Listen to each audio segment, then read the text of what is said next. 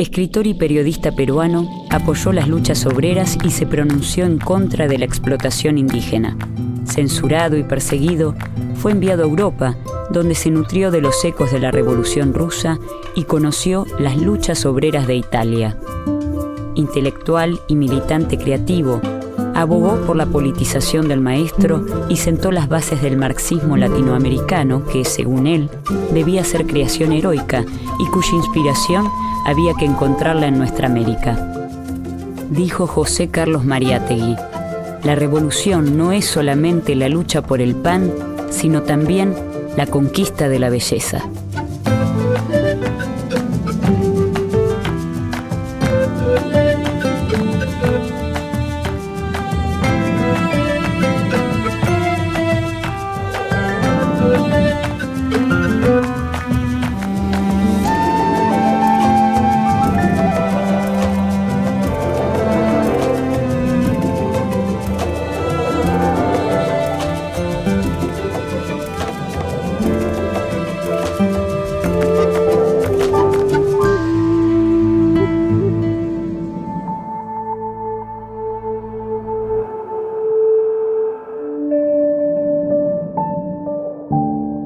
José Carlos Mariátegui nace en 1894 en Moquegua, al sur de Perú.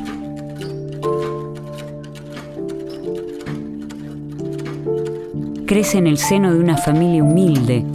Su madre es una mujer de origen mestizo que trabaja como modista y su padre, empleado de la administración pública, los abandona prontamente. Mariátegui tiene 8 años cuando una infección en su pierna izquierda lo obliga a trasladarse con su familia a Lima. Su reposo forzado lo acerca a la lectura y al estudio. Bueno, José Carlos, siendo niño en la escuela primaria, sufre un accidente que le lesiona la pierna izquierda, a partir de lo cual él deja los estudios. Es decir, ni siquiera concluye la escuela primaria, sino que al estar postrado hace de la necesidad virtud y de alguna manera el autodidactismo, la afición por la lectura tiene que ver con esta dificultad física de su inmovilidad durante más de 2 años en una cama. Y esa lectura, esa vocación por el estudio lo va a acompañar a lo largo de su vida. Sin sustento paterno y apremiado económicamente, comienza a trabajar a los 14 años en el taller de la editorial del diario La Prensa, desempeñándose como aprendiz de oficio. No tarda en ascender para convertirse más tarde en redactor, adoptando el seudónimo de Juan Chroniqueur. A los 14 años Mariátegui empieza a trabajar en un periódico. Él siempre dice que empieza a trabajar como una especie de cadete, ¿no? Dentro de ese periódico, pero eso lo acerca a el mundo de la escritura. Y fundamentalmente algo que va a ser muy central en su formación juvenil, que es vincularse a la bohemia literaria. Mariátegui no pasa por la educación media, no va a llegar a la universidad, pero sí, desde muy jovencito, tiene vínculos con la vanguardia estética peruana, fundamentalmente con un grupo que se llamaba el Grupo Colónida, que era conducido por un poeta que era Abraham Valdelomar. Mariátegui participa activamente de ese grupo, realiza algunas actividades públicas que van a generar algunas polémicas, entre ellas un baile en el cementerio con una bailarina rusa, y además va al mismo tiempo formándose como periodista. En esos años también entabla amistad con el hijo de Manuel González Prada, destacado escritor, pensador y político de izquierda, que denuncia en su tiempo la explotación obrera y la sumisión de los indígenas.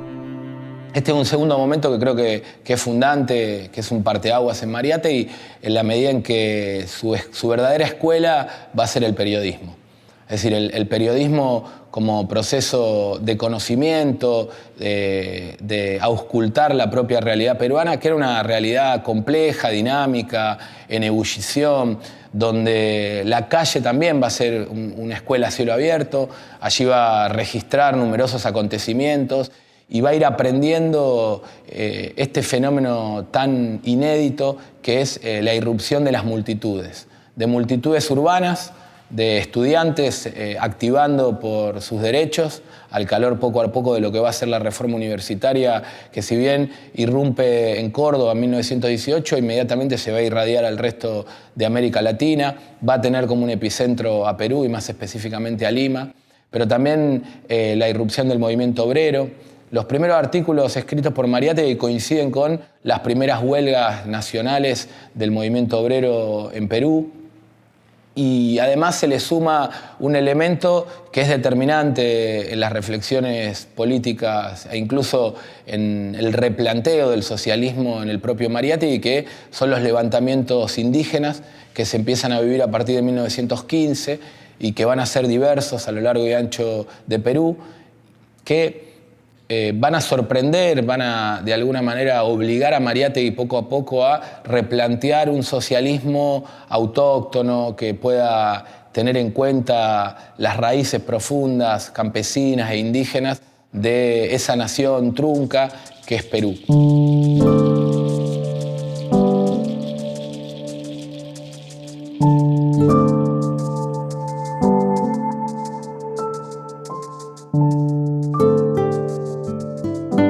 En este contexto, y con apenas 25 años, José Carlos Mariátegui funda a principios de 1919 el diario La Razón, desde donde defiende las ideas reformistas y apoya las luchas obreras y estudiantiles.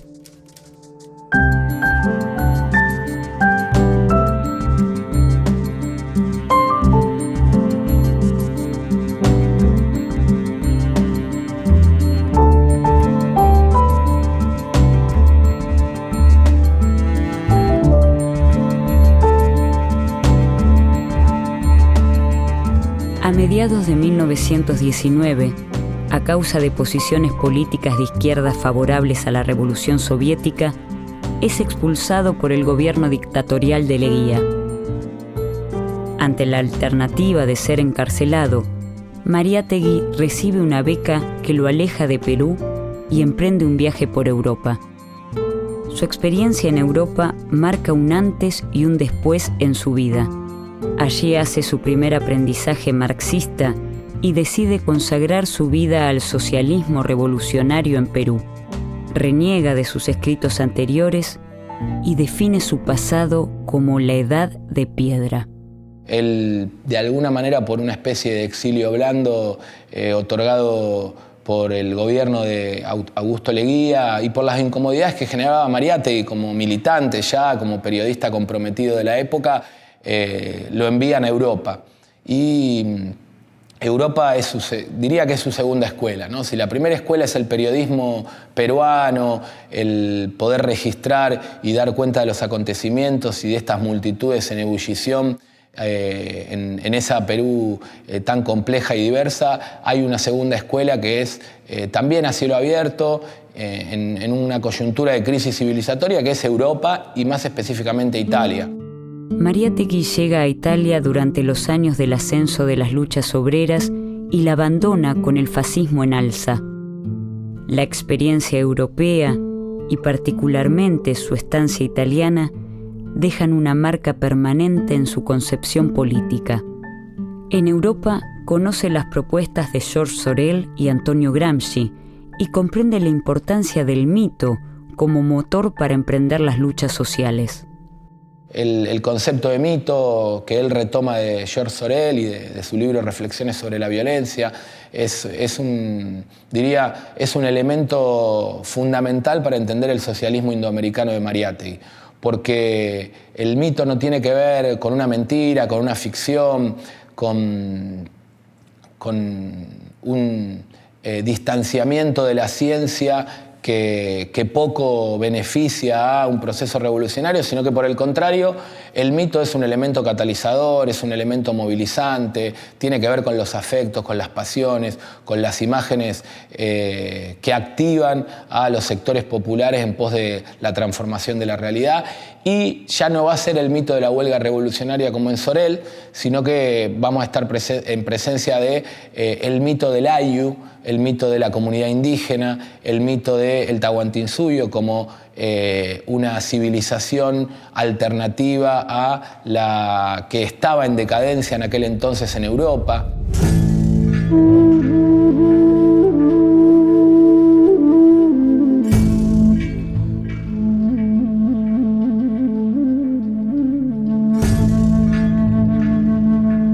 En América Latina, esta perspectiva del mito se anuda a un tema capital, la cuestión del indigenismo. De allí Mariátegui extrae el mito incaico. No es la civilización, no es el alfabeto del blanco lo que levanta el alma del indio. Es el mito, es la idea de la revolución socialista. En ese mismo viaje, conoce además a quien será la compañera del resto de su vida, Ana Chiappe. Juntos tienen 4 hijos. Residí más de 2 años en Italia, donde desposé una mujer y algunas ideas.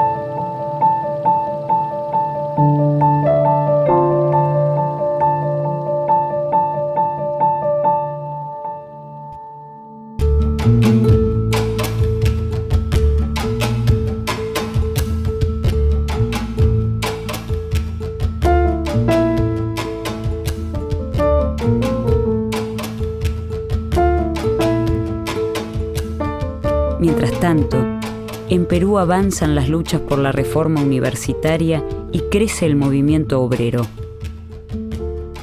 Perú continúa bajo el gobierno dictatorial de Augusto Leguía, quien lleva adelante un régimen represivo y políticas de entreguismo económico a Estados Unidos. Corre el año 1923 y Mariátegui regresa a Perú y se propone no solo difundir la doctrina marxista, sino revisarla a la luz de su propio país.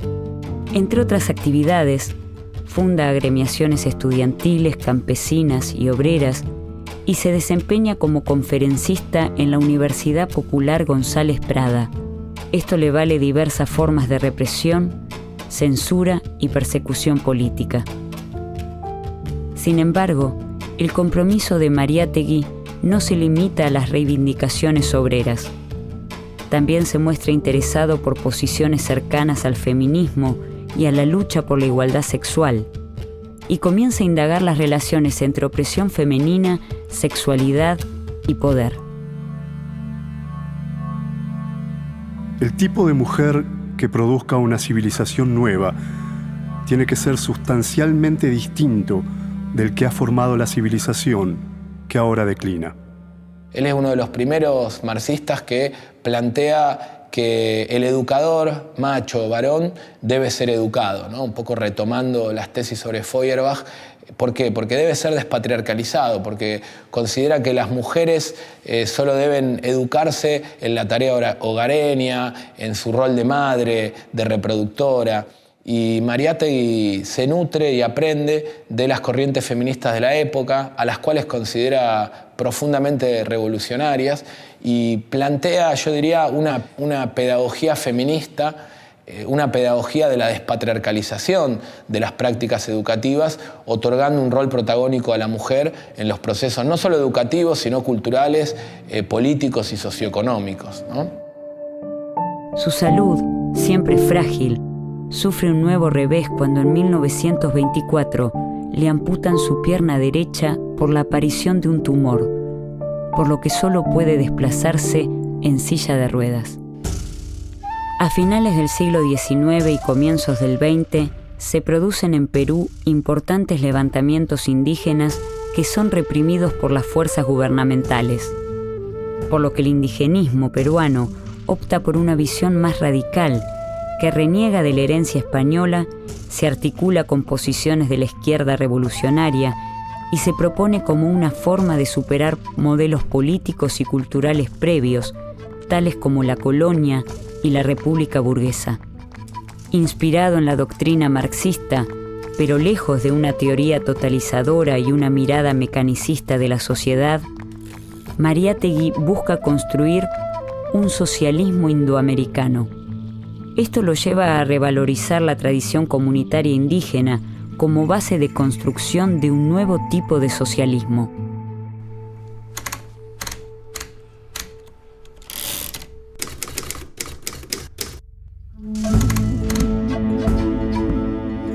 Amauta resulta su proyecto editorial más importante.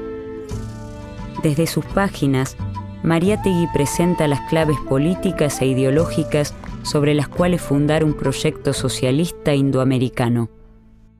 La revista Amauta es quizás la revista más importante que se editó en toda la región, comparándola con todas las revistas de vanguardia que se editan en los 20 en América Latina, y que porque tiene la singularidad totalmente propia de articular vanguardia estética, teoría y apuesta política marxista e indigenismo. Junta esas cuatro cosas. Si uno ve el primer número de Amauta, en el primer número, por ejemplo, año 26, publican la primera traducción de Freud al castellano, Introducción al psicoanálisis. Y así, digamos, tiene ese nivel de experimentación y de novedad permanente. Amauta iba a llamarse originariamente Vanguardia, y creo que es un dato muy curioso que finalmente decidan ponerle Amauta, que en lengua indígena significa maestro, el conocedor, aquel que porta determinados saberes y que los socializa, los difunde al interior de su propia comunidad y hacia otras latitudes. Esta idea del Amauta, del maestro indígena, no solo en términos personales, sino colectivos, ¿no? Una revista que oficie como nexo articulador de estas diferentes experiencias de lucha, de estas tradiciones culturales, artísticas, pero también de las distintas vanguardias políticas, tanto en Perú como en el resto de nuestra América e incluso en otras latitudes mundiales, como es el caso de Europa, mixturarlas, ponerlas a dialogar en pie de igualdad. Dicha empresa no puede desvincularse de una profunda comprensión de las particularidades de la realidad latinoamericana sobre las cuales construir un socialismo autóctono. Y fue parte de un editorialismo programático, de un proyecto político-cultural que involucraba, en el caso de Mariátegui, también a un proyecto editorial, la editorial Minerva, que conducía, que dinamizaba el propio José Carlos, de la publicación de la revista y del periódico, mejor dicho, Labor, un periódico que tenía por propósito también generar instancias de formación, de difusión de ideas, de polémica fraterna para la constitución de un movimiento obrero organizado que todavía estaba en ciernes en aquel entonces en Perú. Mariátegui deja atrás la idealización romántica del indio del pasado incaico, que solamente consideraba al indígena como un ser autóctono al cual debía respetársele su forma de vida, para proponer el problema del indio en el presente que le toca vivir, como una problemática social y económica. Se plantea la necesidad de construir la nación desde una visión inclusiva del indígena, y para esto es necesario pensar otro vínculo pedagógico que le dé lugar al indio como sujeto político. Aquello que Mariátegui planteaba de que no era posible erradicar el analfabetismo, pensar en la democratización de la educación de los indígenas si en paralelo no se discute el problema de la tierra. Discutir el problema pedagógico-político de los pueblos indígenas es discutir el acceso a la tierra y el reconocimiento de sus derechos como pueblos, incluso preexistentes a los estados-nación.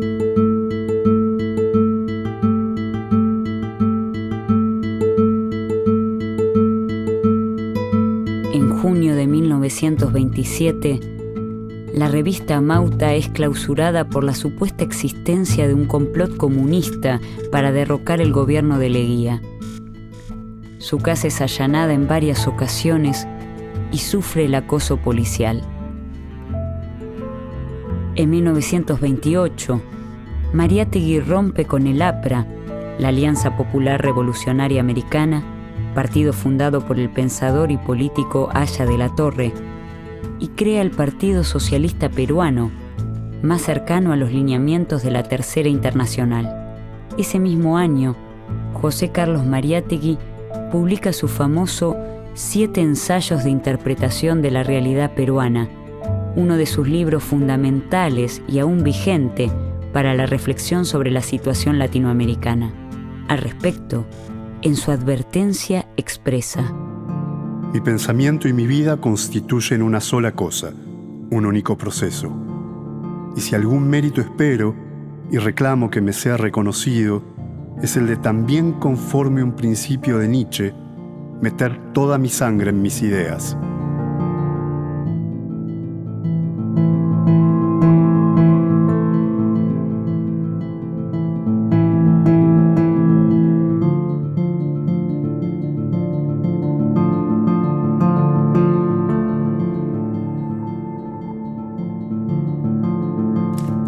El problema del analfabetismo del indio resulta ser, en fin, un problema mucho mayor que desborda del restringido marco de un plan meramente pedagógico.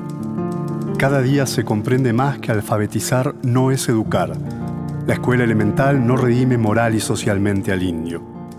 El primer paso real hacia su redención tiene que ser el de abolir su servidumbre. José Carlos Mariátegui denuncia el modelo educativo liberal, el cual reduce el problema del indio a la cuestión educacional y no lo aborda como problema social y económico.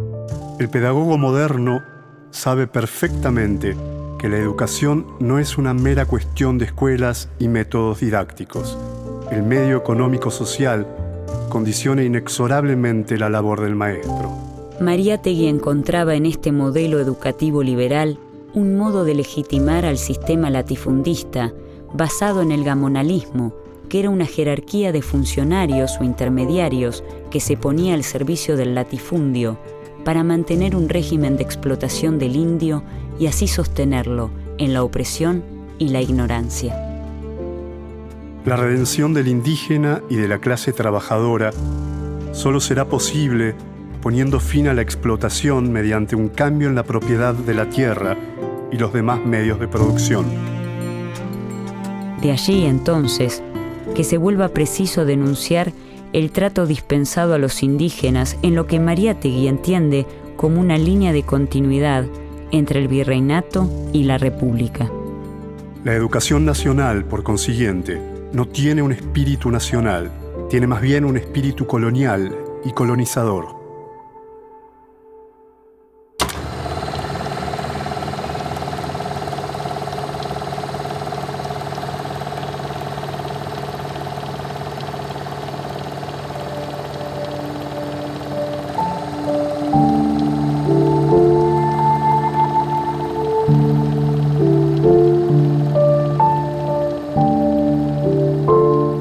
Mariátegui tiene previsto viajar a Argentina por motivos políticos y médicos.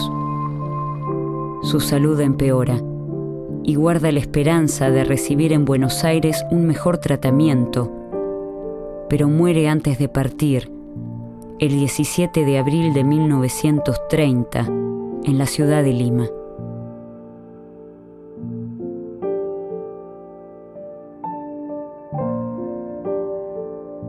Yo tengo la impresión que Mariátegui era anacrónico, en el sentido de su época no podía ser leído. Vos lo lees y te da la impresión que Los 7 ensayos fue un libro que no tuvo impacto en el momento. Digamos, el Partido Socialista no solo desmariáteguiza porque Mariátegui muere, sino porque ya había perdido. Digamos, había sido derrotada, todas sus hipótesis políticas habían sido derrotadas. O sea, que el problema de esa obra es que es anacrónica, es inactual en el momento que se escribe y es actual posteriormente.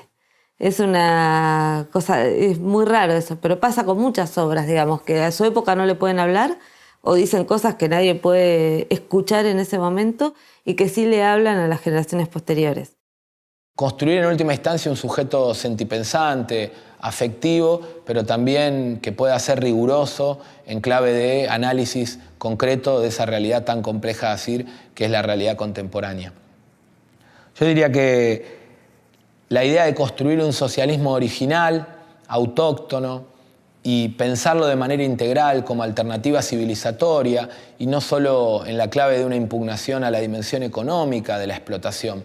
Hoy más que nunca, ese planteo de Mariátegui de pensar que la crisis que se vive a nivel global, que sufre la sociedad toda, es una crisis de valores, es una crisis política, es una crisis socioeconómica, es una crisis cultural y por lo tanto la respuesta en clave de un proyecto alternativo también tiene que ser integral, tiene que involucrar a todas las dimensiones de la vida cotidiana y en ese plano Mariátegui tiene mucho para decirnos. Se trata de no copiar ni de calcar, como decíamos al comienzo, sino de pensar al socialismo como una creación heroica de los pueblos de nuestra América.